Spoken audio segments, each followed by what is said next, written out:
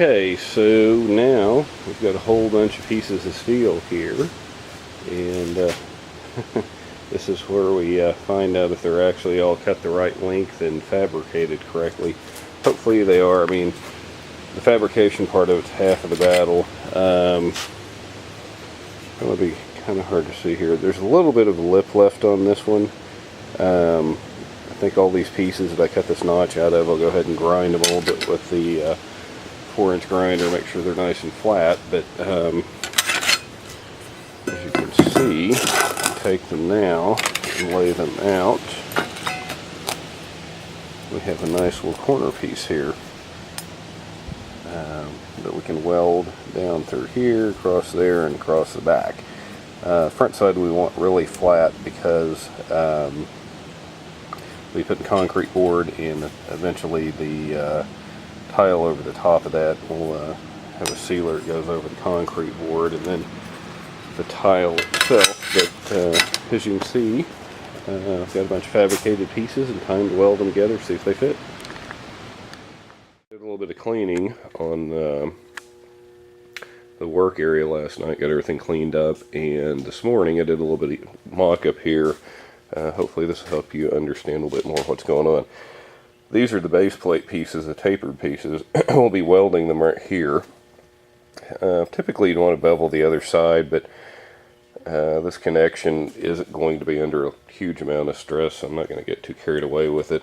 You can see I've mocked up one of the nuts and washers where the anchor bolts will actually come through the plate. And then here on the outside, see how the edge of the vertical piece and the plate are all in the same plane, and they create a nice flush surface for us to attach the concrete board. Excuse me, allergies is about to get me. There will be another plate that welds in here in between the angle that goes over here, so that there's some place to screw the concrete board to at the bottom, but we'll get to that later.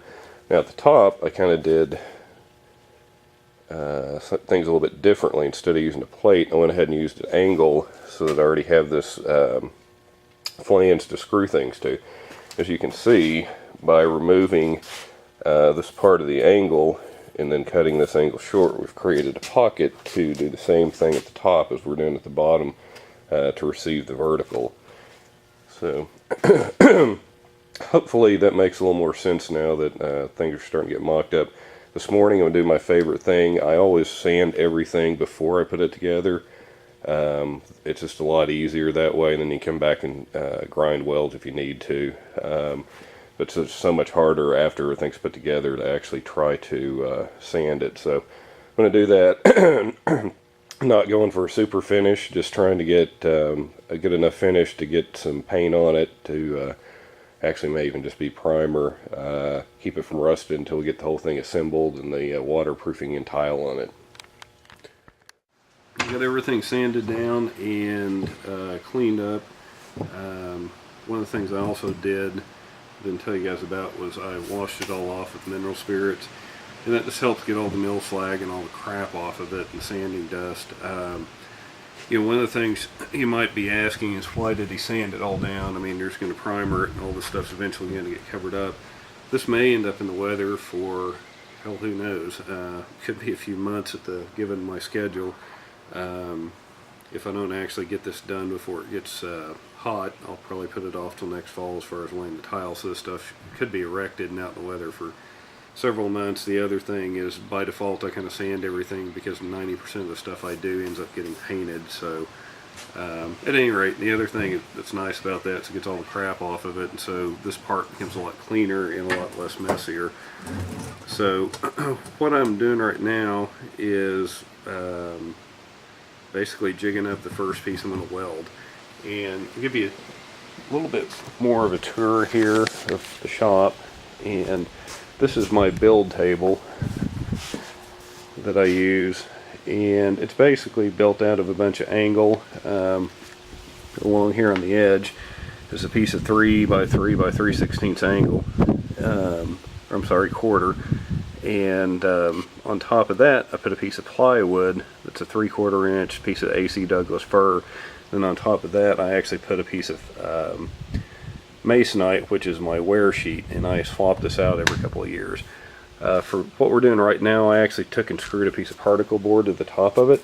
The nice thing about particle board is it's a pretty cheap surface, and it works pretty good for doing this kind of welding and mocking things up.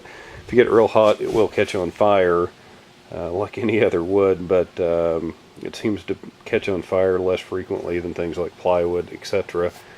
And most of the stuff we're going to be doing here is tack welding, and then when I actually run the beads themselves, I'll lift it up off of the particle board. But the nice thing about this is I can screw things down to it. What we're going to do right now, and we're going to try this out, haven't mocked it up yet, but I've got a drywall screw with a fender washer on it, and we're actually going to screw it through the anchor bolt holes once we square everything up, and hopefully that will work.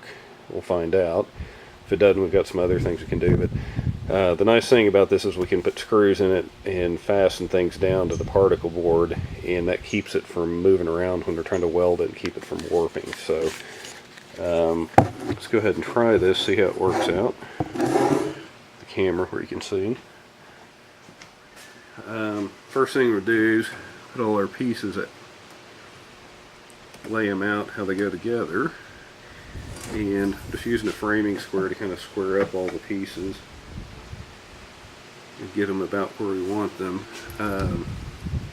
We'll go ahead and screw down this first piece here.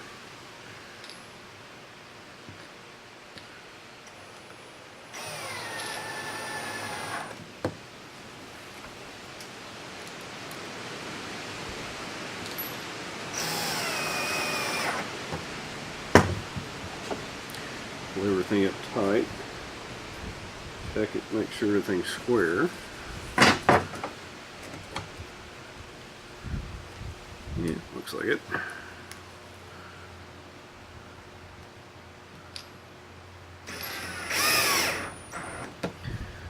This particle board just makes a really good sacrificial surface.